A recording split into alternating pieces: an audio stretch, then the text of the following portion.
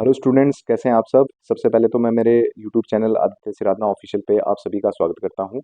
आज का जो हमारा करंट अफेयर्स का टॉपिक है वो है consular access to Indian navy personnels in Qatar, जो कि कतर में पकड़े गए थे, अगर आप न्यूज़पेपर्स डेली पढ़ रहे हैं तो। और ये बेसिकली पकड़े गए थे क्योंकि इन पे ये आरोप लगाया गया है कि ये जासूसी कर रहे थे इजराइल सरकार के लिए। इसकी अगर हम हिस्ट्री की देखें कि ये बेसिकली जो 8 नेवी इंडियन के पर्सनल्स हैं, ये बेसिकली कतर में करते क्या थे। तो भारत की नेवी से रिटायर होने के बाद में ये कतर में एक कंपनी है अल दरा, जो कि दोहा बेस्ड कंपनी है, वहाँ पे कार्य कर रहे थे। 2022 में पकड़े गए इन पे। और जो अल दरा कंपनी है वो बेसिकली सबमरीन्स बनाता है, और इन पे आरोप लगाया गया है कि ये सभी इजराइल सरकार के लिए जासूसी करते थे और जो टेक्नोलॉजी है उसकी इंफॉर्मेशन शेयर कर रहे थे कि क्या क्या हम डेवलपमेंट्स कर रहे हैं। इसी के जुर्म में इनको पकड़ा गया है। जुर्म अभी साबित नहीं हो पाया है। तो इंडियन गवर्नमेंट काफ़ी समय से ये ट्राई कर रही थी इनको काउंसलर एसएस मिले। हमारे जो वहाँ पे राजनयिक बेस्ड हैं वो इनसे मिल सकते हैं, और साथ में इनके जो परिवार वाले हैं वो भी इनसे बात कर सकते हैं। अभी इंडिया गवर्नमेंट ये कोशिश कर रही है कि जो कतर के लोकल या मैं कहूँ कि जो लॉज हैं उनके हिसाब से वो आगे प्रोसीड करे।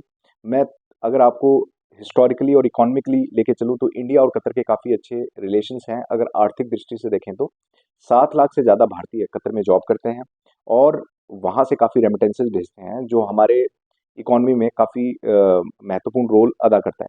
दूसरी बात अगर इम्पोर्टेंट वो ये है कि लिक्विफाइड नेचुरल गैस, कतर बहुत बड़ा सप्लायर है इंडिया को। तो हमारी जो डोमेस्टिक नीड्स हैं उनको भी हम फुलफिल करते हैं, क्योंकि कतर से हमारे पास में एलएनजी का इंपोर्ट होता है। अभी रिसेंटली कोप 28 हुआ था, वहाँ पे जो आमिर थे कतर के और जो हमारे इंडियन पीएम हैं नरेंद्र मोदी जी, उनके बीच में भी काफ़ी बात हुई थी इस टॉपिक से रिलेटेड या इस मुद्दे से रिलेटेड कि कैसे हम जो हमारे 8 इंडियन नेवी के रिटायर्ड पर्सनल्स हैं उनको भारत के अंदर लाके यहाँ पे उन पे कार्रवाई की जाए। जैसा कि 2015 में एक एग्रीमेंट हुआ था इंडिया और कतर के बीच में, जिसमें ये तय हुआ था कि अगर कोई भी भारत का व्यक्ति कतर में कोई क्राइम के लिए पकड़ा जाता है तो उसको हम ट्रांसफर कर देंगे, या कतर गवर्नमेंट उसको ट्रांसफर कर देगी इंडिया के अंदर, और यहाँ पे इंडियन लॉज या कतर लॉज के हिसाब से उसको प्रोसीड किया जाएगा अगर वो कन्विक्ट निकलता है तो। अगर ये सारे ऑप्शंस खत्म हो जाते हैं, लैप्स हो जाते हैं, तो उसके बाद में इंडिया के पास में लास्ट ऑप्शन बचता है इंटरनेशनल कोर्ट ऑफ जस्टिस, जो कि इंडिया जाना नहीं चाहता, कंसिडरिंग इंडिया और कतर के जो इकोनॉमिक और डिप्लोमेटिक रिलेशंस हैं या हिस्टोरिकल रिलेशंस हैं उसके बेसिस पे।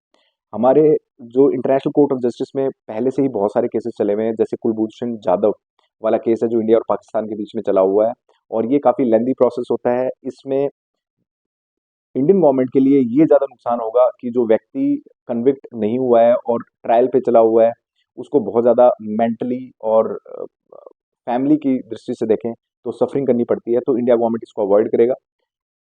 आज के टॉपिक में सबसे इम्पोर्टेंट जो बात है वो यही है कि इंडियन गवर्नमेंट को या एक काउंसलर एसेस मिला है जो 8 हमारे इंडियन नेवी पर्सनल्स हैं।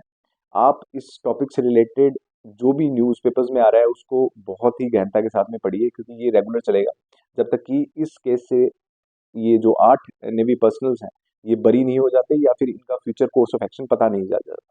तो आज का टॉपिक आपको कैसा लगा मुझे ज़रूर बताइए। साथ में मेरा चैनल सब्सक्राइब कीजिए, लाइक कीजिए, और इसको वीडियो को ज़्यादा से ज़्यादा शेयर कीजिए। अपना बेल आइकन ज़रूर दबा दीजिए, जिससे कि जो भी मैं लेटेस्ट वीडियो अपलोड करूँ तो उसका नोटिफिकेशन आपको मिल जाए। Thank you for watching. Have a nice day.